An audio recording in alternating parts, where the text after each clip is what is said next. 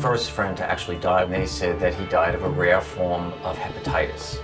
We now know, of course, that it was not hepatitis.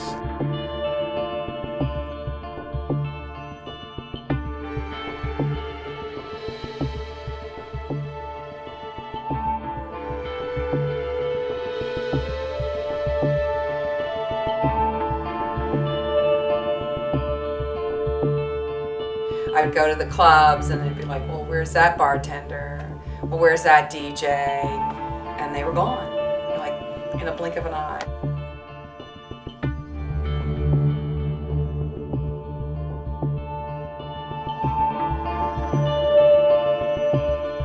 We all know that for years the Reagan-Bush administration has been very, very slow in responding to this problem.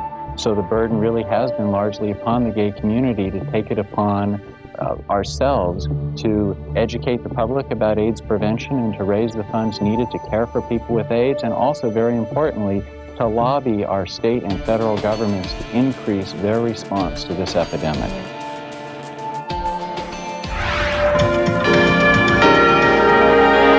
Thousands showed up at the Lincoln Center band shell, the rallying point for the first AIDS walkathon to benefit the gay men's health crisis. The mission is a somber one. The mood was not. It certainly has brought the community together, and that was very evident in all the people who are here today, and it shows that there can be an upside to something that has been so down. AIDS is no one's fault. AIDS is everyone's problem. We call on our fellow New Yorkers to wake up to the reality of AIDS. I'm not an AIDS victim. I'm not an AIDS sufferer. I'm not an AIDS case. I'm not an AIDS patient. I'm a person with AIDS. I have a condition which undermines my health, but it doesn't undermine my personhood. I am first and always a person.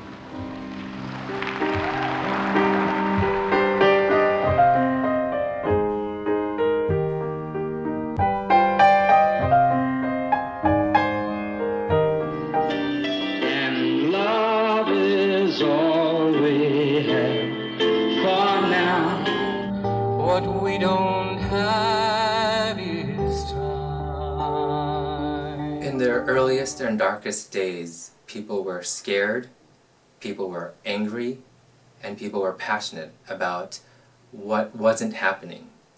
And that part hasn't changed much at all. I think we all need to still be a little angry that it's been 30+ years and we don't have a cure. I attended the first AIDS walk, and I remember when I first entered the Lincoln Center area, I was just blown away, and I was shocked later on to read that it was only 6,000. We would sit down and start figuring out who was going to be a volunteer in this area and that area, and say, okay, well, this guy did this job last May, and he's dead now. That happened all the time. It's crazy.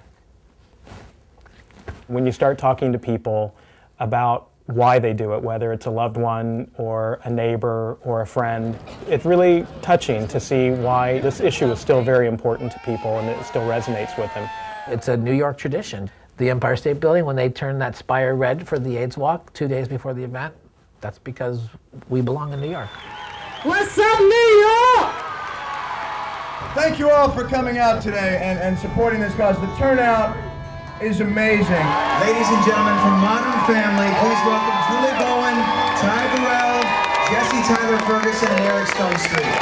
Please help me welcome my friend Nick Jonas. Good morning, how y'all doing today? All we are is a picture in the mirror. Remember when no politician would even utter the phrase, AIDS is here. Now it's wonderful to look and see that you all are here.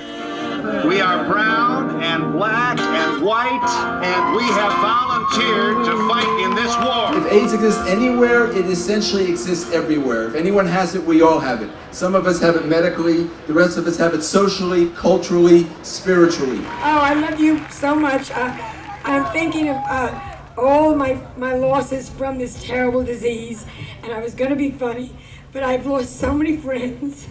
And it's such a terrible thing that's happened to our lives, and I just want to get this thing out of our way and just keep on walking. We are not there yet.